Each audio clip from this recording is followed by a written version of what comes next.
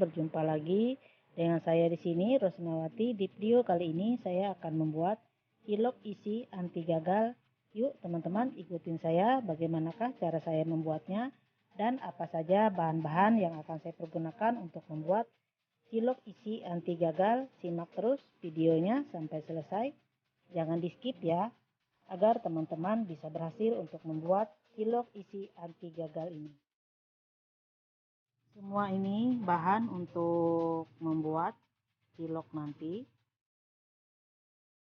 Ini bahan dari keseluruhannya. Nanti akan saya sebutkan satu persatu apa saja bahan yang akan kita gunakan untuk membuat cilok ini nanti. Untuk bahan biangnya ada 300 gram tepung terigu, 100 gram daging ikan yang sudah di blender, ini untuk bahan biang juga, 100 gram bawang putih, 7 gram penyedap, boleh pakai, boleh tidak, 7 gram kaldu jamur, 7 gram gula pasir, 7 gram garam, 7 gram kaldu sayur, 7 gram merica bubuk, 10 gram kencur,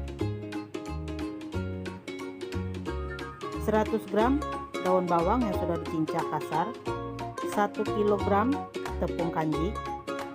Ini untuk bahan isian. Telur puyuh rebus secukupnya, keju cheddar yang dipotong seperti ini secukupnya, sosis juga untuk isian yang sudah dipotong kotak tipis seperti ini. Nah, sekarang kita akan membuat biangnya terlebih dahulu. Ini posisi kompor masih belum menyala. Masukkan ikan yang sudah di blender. Blenderan bawang putih dan kencur juga masuk.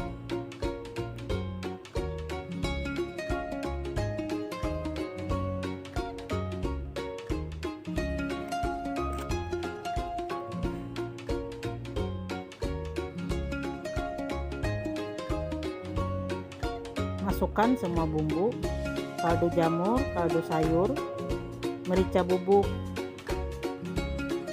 garam, gula pasir,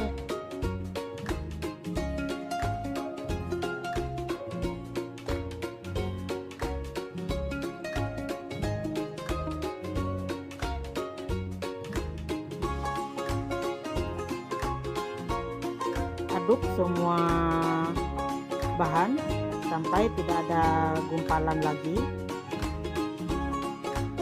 sampai semua bumbu tercampur dengan bahan blenderan tadi. Masukkan setengah sendok teh minyak wijen karena kita memakai ikan untuk bahan biangnya, jadi saya menggunakan minyak wijen. 1 sendok makan minyak sayur. Aduk rata kembali, tambahkan terigu, aduk, tambahkan semuanya, aduk kembali sampai tidak ada gumpalan dari terigunya. Baru nanti kita tambahkan air. Air yang saya pergunakan kurang lebih 1 liter air. Jangan dimasukkan semua, sedikit-sedikit dulu untuk menghindari terigunya menggumpal, menghindar supaya tidak ada butiran-butiran terigunya, supaya adonannya benar-benar halus. Setelah tidak ada gumpalan-gumpalan dari terigunya, baru kita tambahkan kembali airnya sampai semua airnya habis. Tapi jangan dihabiskan dulu airnya, masih tetap kita sisakan airnya. Nanti setelah dia mulai, adonan biangnya mulai kalis seperti ini, baru kita tambahkan airnya sedikit demi sedikit jika masih kurang air. Maaf, tadi saya tidak menyebutkan api kompornya dinyalakan setelah semua adonannya tercampur merata. Nah, seperti ini, masak adonan sampai benar-benar, bukan benar-benar masak ya, sampai hampir masak. Ini di sini kuncinya. Kunci berhasil tidaknya, dan dalam keadaan masih panas tapi posisi api kompor sudah mati, masukkan tepung kanji secara bertahap. Hati-hati, ini masih panas sekali, jangan coba-coba untuk mengaduk dengan tangan.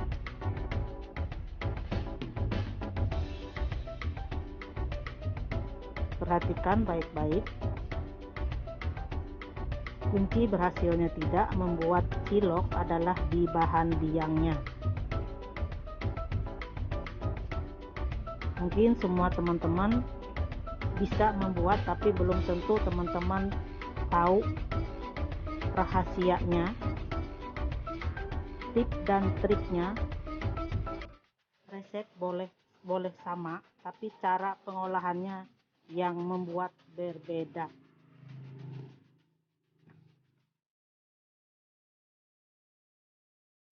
Cilok yang saya buat sekarang ini adalah resep andalan jualan saya, karena ini memang jualan saya sehari-hari.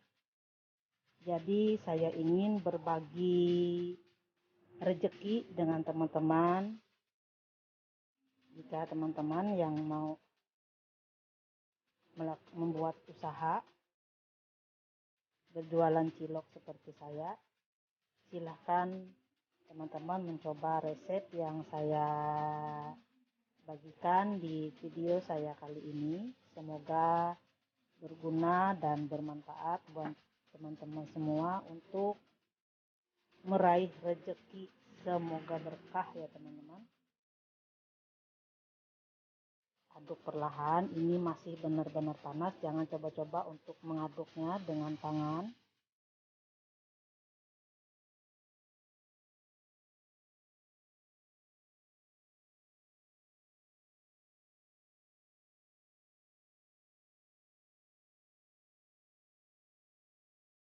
Nah, sekarang sudah selesai. Ini saya pindahkan ke dalam baskom. Ini masih panas tapi sudah bisa dipegang, diadon dengan tangan, karena saya sudah terbiasa untuk yang panas. Mungkin bagi teman-teman ini masih terlalu panas, tapi bagi saya karena saya sudah biasa, ini tidak masalah. Ini sungguh teman-teman, ini masih panas. Jangan teman-teman coba melakukan seperti yang saya lakukan jika teman-teman belum terbiasa untuk melakukannya. Nah, pencampuran daun bawangnya terakhir ya teman-teman, seperti ini.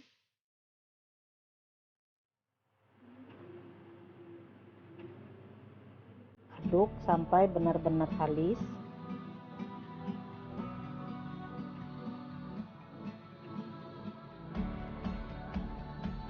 Teman-teman bisa untuk pemakaian ikannya bisa dihilangkan, bisa ditambah jika ikannya ingin lebih berasa. Nah, hasilnya seperti ini teman-teman, bisa teman-teman lihat. Ini bukan resep abal-abal, ini real resep asli jualan saya. Nah, seperti ini tekstur yang kita inginkan. Sekarang kita lakukan untuk pengisian dari ciloknya. Ini yang pertama saya lakukan adalah untuk mengisi cilok dengan isian keju, yang keju cheddar yang sudah dipotong-potong panjang dan saya bentuk memanjang seperti ini. Kita lakukan sampai semua isian kejunya habis. Setelah itu baru kita lanjutkan untuk pengisian selanjutnya, yaitu untuk isian telur.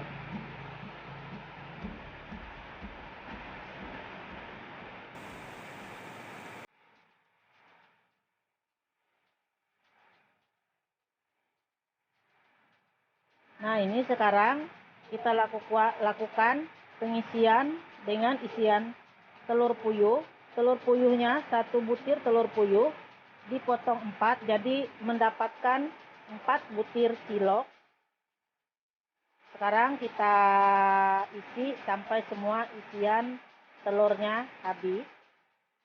Selanjutnya akan kita lakukan lagi untuk pengisian dari sosisnya.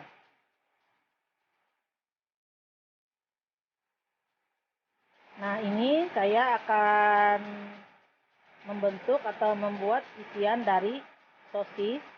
Saya bentuk seperti pastel seperti ini. Sekarang kita lakukan untuk pengisian sosisnya sampai isi sosisnya ini habis. Itu satu batang sosis saya potong menjadi 24 bagian. Teman-teman bisa melihatnya tadi saya potong kotak seperti itu.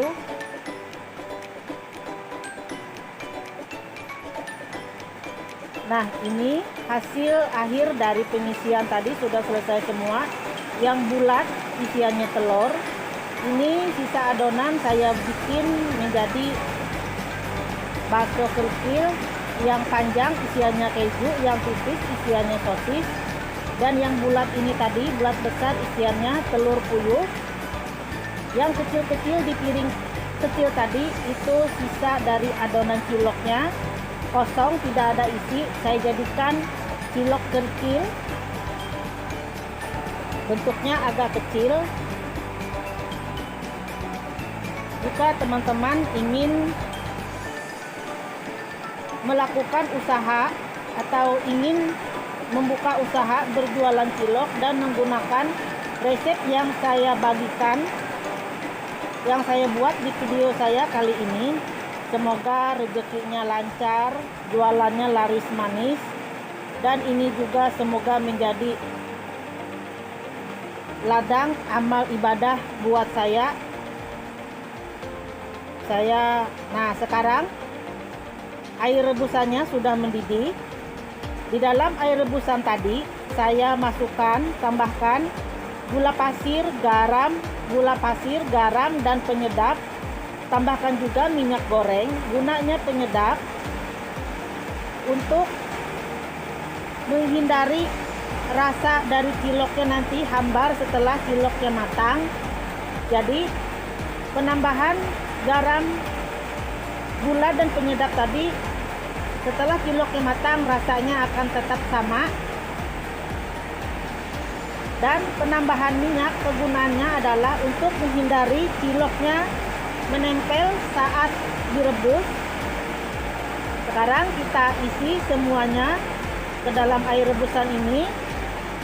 Tidak semua ya, untuk 3 kali perebusan. Nah, teman-teman bisa melihat setelah mengapung. Setelah ciloknya mengapung, tunggu beberapa saat, kurang lebih 2 atau 3 menit. Tandanya ciloknya sudah matang, dia akan terasa ringan sekali. Beda sewaktu dia masih mentah.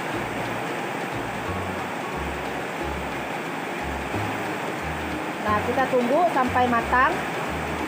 Tetap sambil diaduk supaya matangnya merata. Setelah matang nanti baru kita angkat. Lanjut untuk perebusan selanjutnya.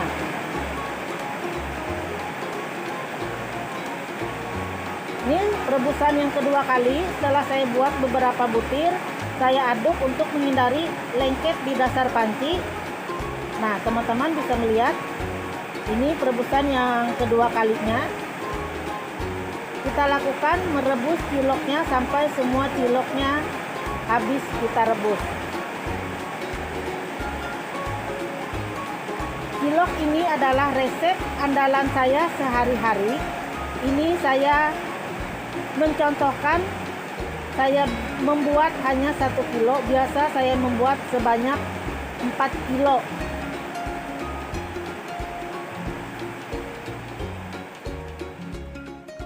Oke, sekarang cilok kita sudah matang. Yang panjang isinya keju, yang tipis isinya sosis, dan yang bulat besar isiannya telur puyuh rebus, dan yang paling kecil adalah cilok kerikil yang saya buat dari sisa adonan cilok itu sendiri.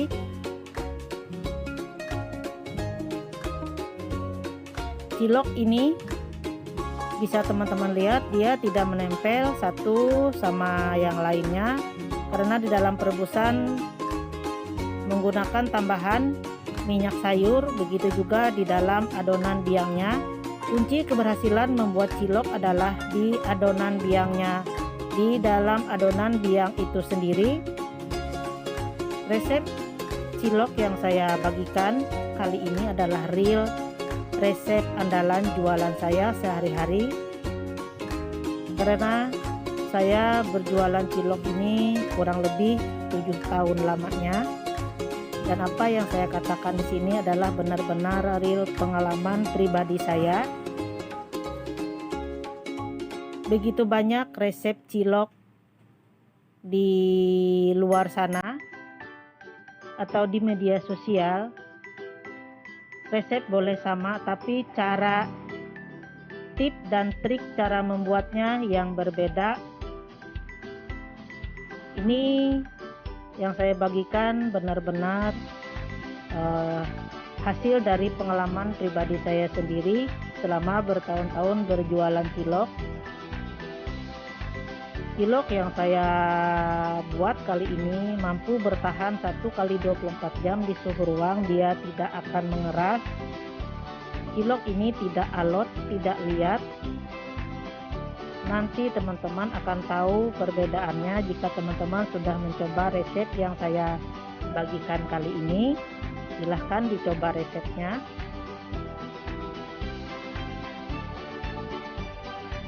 Seperti ini. Ini yang isian sosis, penampakan dalamnya. Untuk menghemat waktu dan tenaga saya di dalam membuat cilok ini, saya membekukan atau dibikin frozen. Sebelum dibikin frozen, ciloknya dibekukan terpisah terlebih dahulu. Setelah itu baru bisa dimasukkan ke dalam box kembali, baru dimasukkan ke dalam freezer untuk dibikin frozen. Nah, seperti ini yang saya maksud, dibekukan terlebih dahulu. Susun seperti ini. Kenapa saya bilang harus dibekukan seperti ini? Untuk menghindari nanti dia menempel, susah, sulit. Nah, disusun di sini. Jika teman-teman melakukan pembekuan langsung sebelum dibekukan dengan seperti yang saya lakukan ini, teman-teman nanti akan susah untuk mengeluarkannya dari dalam box. Nah, ini yang setelah saya bekukan.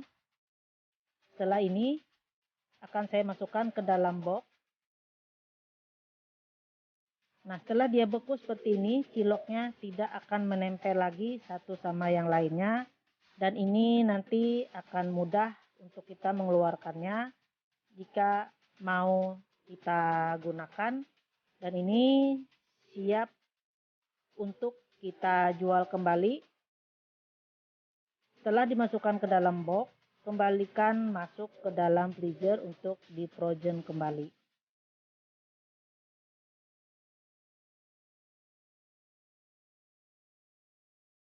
Oke, buat teman-teman yang sudah menonton, terima kasih. Sampai berjumpa kembali di video saya selanjutnya. Insya Allah di video saya selanjutnya saya akan membuat resep bumbu kacang buat cilok untuk